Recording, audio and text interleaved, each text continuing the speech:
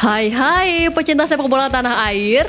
Kali ini Timnas PES akan menyajikan berita pilihan untuk kalian. Di antaranya,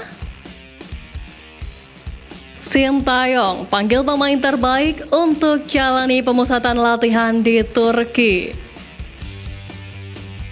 PSSI goda Emil Audero dan Tom Haye gabung Timnas Indonesia. Legenda Timnas Irak rendahkan kekuatan skuad Garuda.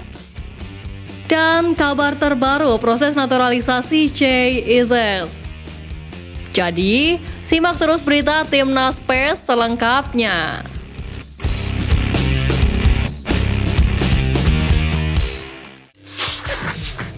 Sebagaimana diketahui, FIFA mempercayakan gelaran Piala Dunia U17 2023 untuk dihelat di Indonesia. Ajang prestisius level usia tersebut saat ini telah memasuki partai puncak final yang mempertemukan Prancis U17 kontra Jerman U17 yang akan dilaksanakan pada 2 Desember mendatang di Stadion Manahan, Solo.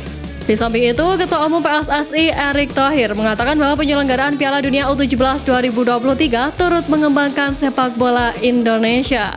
Erick mengatakan bahwa penyelenggaraan Piala Dunia U17 di Indonesia merupakan langkah PSSI untuk memulai kembali sepak bola Indonesia, di mana pihaknya menunjukkan kepada dunia bahwa Indonesia mempunyai fasilitas yang bagus. Mantan Presiden Inter Milan tersebut juga menjelaskan bahwa penyelenggaraan gelaran prestisius level usia kali ini juga menjadi ajang untuk menunjukkan kepada dunia bahwa Indonesia tengah serius mengembangkan sepak bola. Striker muda Rafael Struijk merupakan pemain keturunan yang baru tergabung di skuad Garuda. Sebelum tergabung di Timnas Indonesia, Rafael Struijk mengaku jumlah pengikutnya di Instagram awalnya hanya berkisar di angka 3.000 saja. Namun, setelah membela Timnas Indonesia senior melawan Palestina dan Argentina, ia mulai terkenal. Di samping itu, pemain berusia 20 tahun itu juga mendapat tawaran endorsement karena saat ini pengikut Instagram dari Rafael lebih dari 1,2 juta. Namun, mengetahui hal tersebut, Rafael mengaku tidak mau menerima endorse di akun media sosialnya. Winger 20 tahun tersebut merasa bahwa saat ini belum waktunya untuk menerima tawaran tersebut lantaran karirnya masih panjang. Selain itu, ia juga mengungkap bahwa ia masih ingin meningkatkan performanya baik saat membela Timnas Indonesia maupun sang klub ADO Den Haag.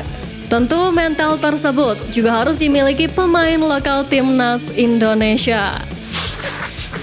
Seperti diketahui, drawing Piala Asia U23 2024 telah berlangsung beberapa waktu lalu yang menyatukan Indonesia dengan Australia, Yordania, dan tuan rumah Qatar di grup A.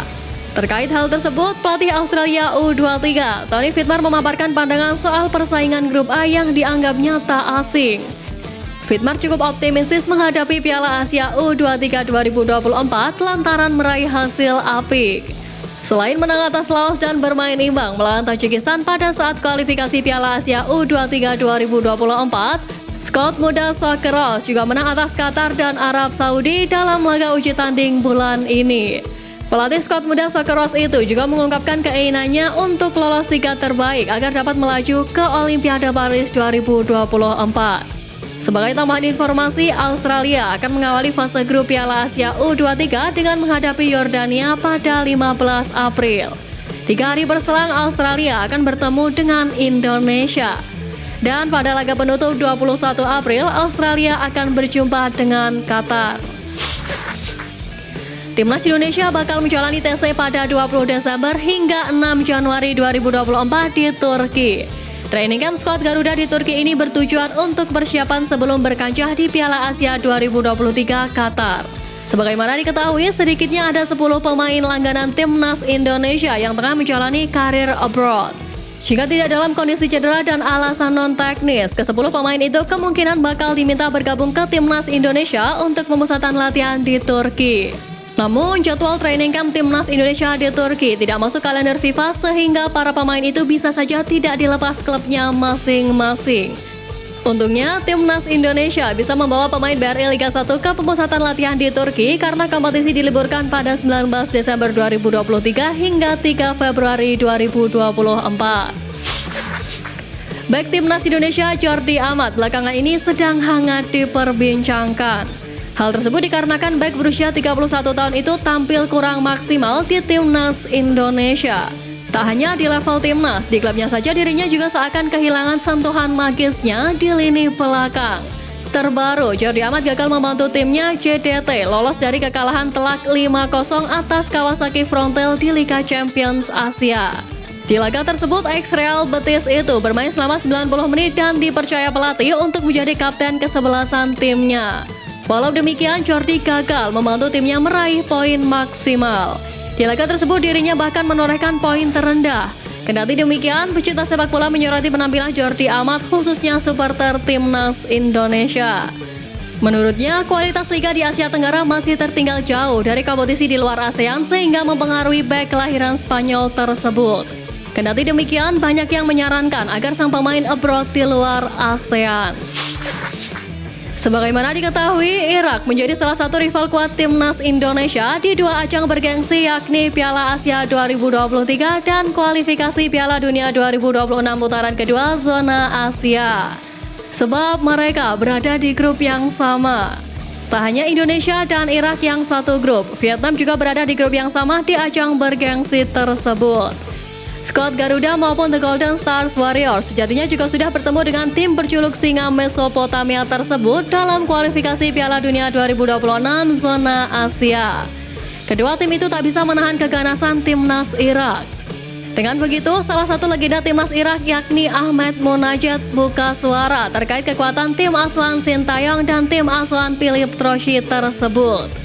Menurutnya, timnas Indonesia dan Vietnam masih memiliki kualitas yang rendahan dan bukan tim yang kuat. Kendati demikian, Munajat berpesan kepada Jesus Casas selaku pelatih timnas Irak agar tidak terkecoh dengan hasil melawan Indonesia dan Vietnam. PSSI saat ini sedang menggodok proses naturalisasi 4 pemain keturunan yang diproyeksikan untuk menjadi tenaga tambahan skuad Garuda. Keempat pemain tersebut ialah Jay Izes, Nathan Joaon, Justin Hapner, dan Ragnar Oratmangun. Di samping itu ada kabar terbaru terkait proses tersebut, khususnya Jay Izes. Ya, sebagaimana diketahui, pemain berusia 23 tahun itu divonis mengidap trombosis vena dengan mikroemboli paru yang membuatnya sementara waktu menyingkir dari lapangan hijau. Di samping itu, dokter timnas Indonesia yakni Dr. Alvan Nur Asyar Aivoka mengaku belum mendapat konfirmasi mengenai kondisi kesehatan Jay Izes. Di satu sisi justru dikabarkan proses naturalisasinya dikebut.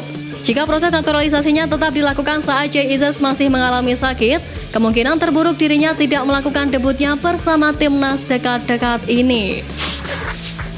Kabar mengejutkan datang dari salah satu pemain keturunan Indonesia yang saat ini sedang berkarir di Liga Amerika Serikat.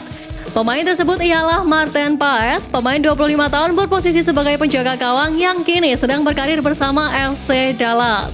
Pada musim ini, Paes telah diandalkan dalam 36 laga oleh FC Dallas di semua ajang dan sukses mencatatkan 9 clean sheet untuk timnya.